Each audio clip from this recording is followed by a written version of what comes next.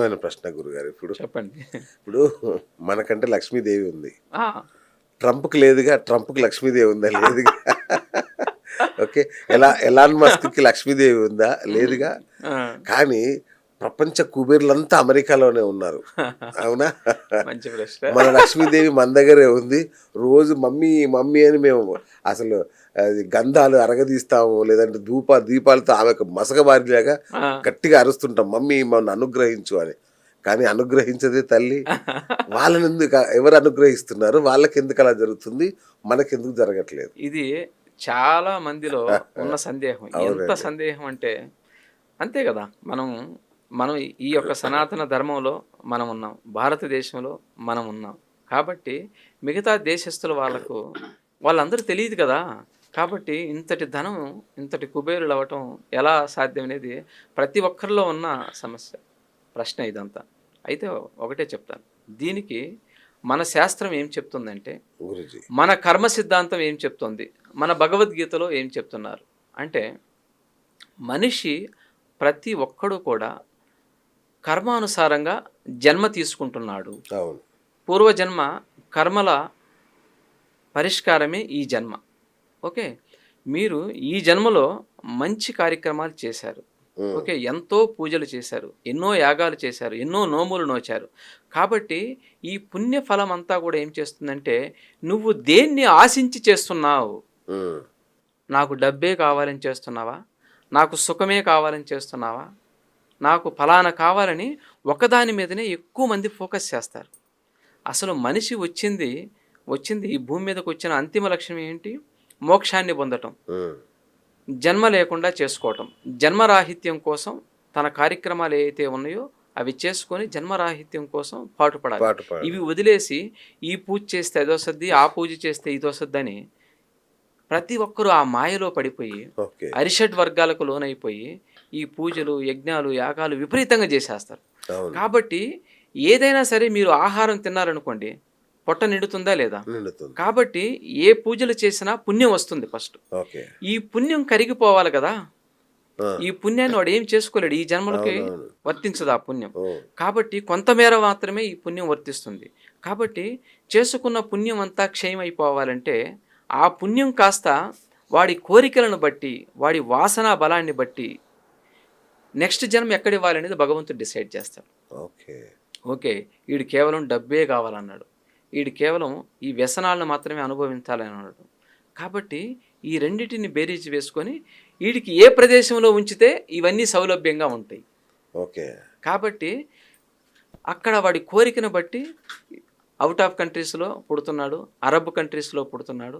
ఇలా మళ్ళా వాళ్ళ పుణ్యం అంతా క్షయమైపోయిన తర్వాత, వాడి కోరికలన్నీ తీరిపోయిన తర్వాత, ఓహో! అక్కడ ఆ జన్మలో చేసే తప్పు, ఒప్పులను బట్టి మళ్ళా జన్మ తీసుకుంటూ ఉంటాడు. ఓకే. కాబట్టి ప్రతి ఒక్క మనిషి ఎన్నో జన్మలు తీసుకుంటూ ఉన్నాడు. ఓకే. పునరపి జననం, పునరపి మరణం, పునరపి జనని జఠరే శయనం ఇహ సంసారే బహుదుస్తారే కృపయాపారే పాహి మురారే అన్నారు. అంటే ఈ జనన మరణ చక్రంలో ప్రతి మనిషి జన్మ తీసుకుంటూ ఉన్నాడు. అవును. మళ్ళా మరణానికి వెళుతూ ఉన్నాడు. ప్రతి ఒక్కడు మోక్షాన్ని మరిచిపోయి కోరికల వెంబట పడటం చేత ఆ కోరికల్ని తీర్చుకోవడం కోసమే ఇంతటి ధనాన్ని కలిగి ఉంటున్నారు. ఓకే.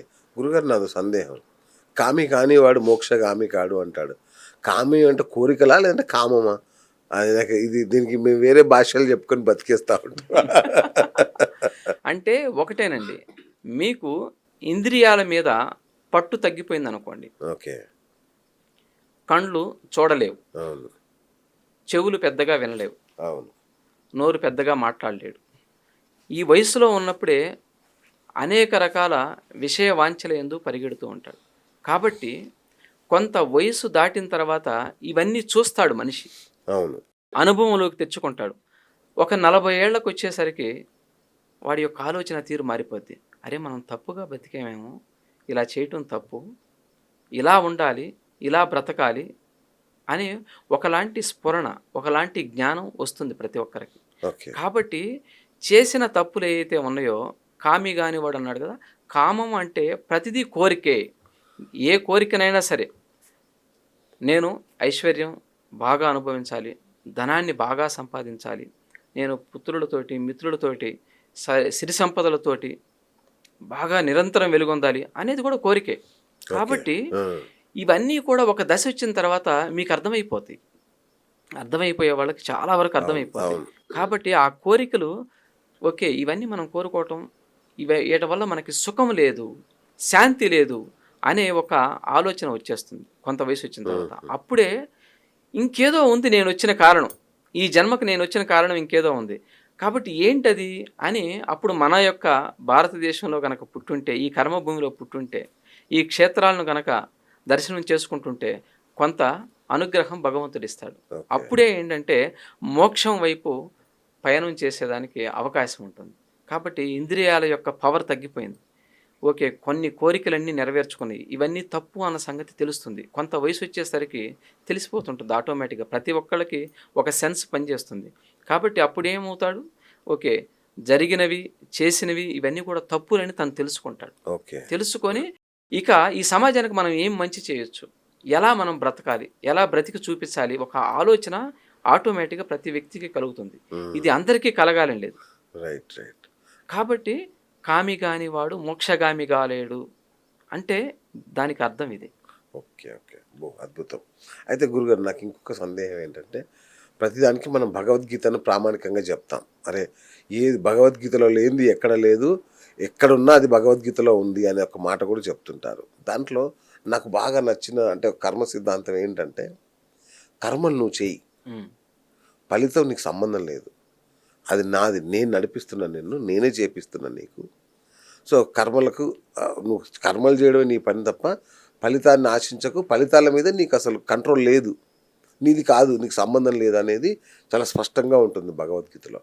అలాంటప్పుడు నాకొచ్చే మోక్షాలు కానీ, నాకొచ్చే కర్మ ఫలితాలు కానీ, ప్రారబ్ధ కర్మలు కానీ, ఏ కర్మలైనా నేను ఎట్లా బాధ్యుడిని అవుతాను? నేను చేసే కర్మలకి నేను ఒక రేప్ చేశాను, లేదంటే మర్డర్ చేశాను, అవన్నీ నా పూర్వజన్మ నుంచి వచ్చినవన్నీ అయి ఉండాలి, లేదంటే నా ప్రారబ్ధ కర్మలన్నీ అయి ఉండాలి.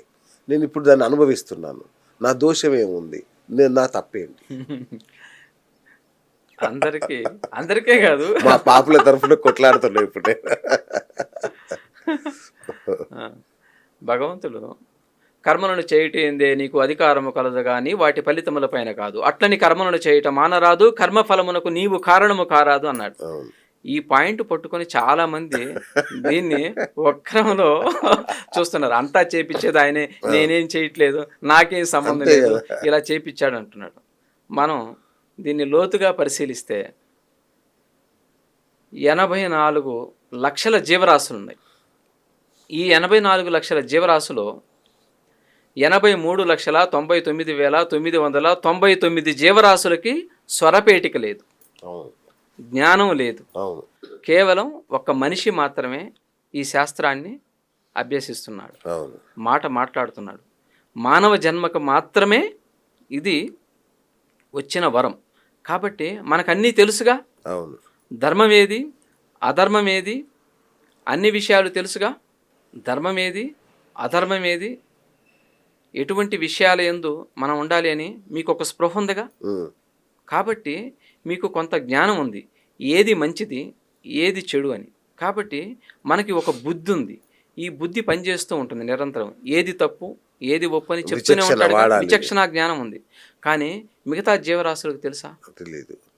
తెలియదు. కాబట్టి మనకి ఈ విచక్షణ జ్ఞానం ఉంది. ఫలానా కాలుతున్న దాన్ని పట్టుకుంటే, మండుతున్న దాన్ని పట్టుకుంటే కాలుతుందన్న సంగతి తెలుస్తుంది. కాబట్టి ఇంతటి జ్ఞానం మనకుంది. ఇది మనిషికి మాత్రమే ఇచ్చాడు. మరి ఇక్కడ కూడా బుద్ధి కర్మానుసారే అంటారు. బుద్ధి కర్మానుసారే అంటారు కదా. కాబట్టి మంచి పాయింట్, బుద్ధి కర్మానుసారే. కాబట్టి ఇతను పూర్వజన్మలో చేసుకున్న కర్మలను బట్టి ఇప్పుడు ఇతను జన్మ తీసుకుంటున్నాడు. ఓకే. ఈ జన్మ తీసుకోవటం వల్ల ఏంటంటే పూర్వజన్మలో ఉన్న వాసనా బలం ఏదైతే ఉందో, ఆ వాసనా బలం నుంచే వీడికి జన్మ వస్తుంది. వీడి కోరికలు అవన్నీ కూడా వాటిని అనుసంధానం చేసుకొని వస్తుంది. అయితే నేను చేయట్లేదు కదా, అంతా నా కర్మే చేపిస్తుంది కదా అని అనుకోవటానికి మనం లేదు. ఎందుకు లేదంటే మనకు కొంత జ్ఞానం ఉంది, విచక్షణ జ్ఞానం ఉంది. ఏది చేస్తే తప్పు ఏది చేస్తే రైటు అనే అంశం మీద మనం అన్నిటిలోనూ అన్ని విషయాలు మన పిల్లల విషయాల్లోనూ అన్నీ మనకు తెలుసు. కాబట్టి తెలిసి ఏ మనిషి కూడా తప్పు చేయకూడదు. Hi friends, thank you for watching this video. ఈ వీడియో కనుక మీకు నచ్చినట్లయితే దయచేసి లైక్ చేయండి, షేర్ చేయండి. ముఖ్యంగా మా ఛానల్ 24/7 న్యూస్ టీవీని సబ్స్క్రైబ్ చేసుకోండి. ఆ తర్వాత మీ విలువైన అభిప్రాయాల్ని, మార్పులు, చేర్పులు, కావాల్సిన వీడియో ఏమన్నా ఉంటే మన వీడియో కింద కామెంట్ సెక్షన్లో కామెంట్ రూపంలో తెలియజేయండి. నమస్కారం, సాయిదంచిక మాట్లాడుతున్నాను. ప్లీజ్ సబ్స్క్రైబ్, షేర్, లైక్ చేయండి 24/7 టీవీ ఛానల్. హాయ్ నమస్తే, నేను మీ Sonia Akula. Please subscribe to 24/7 news TV. Hi అండి, అందరికీ నమస్తే. నేను Mankota Prasad. Please do subscribe 24/7 news TV. Political, entertainment and infotainment updates కోసం like, share, subscribe 24/7 news TV.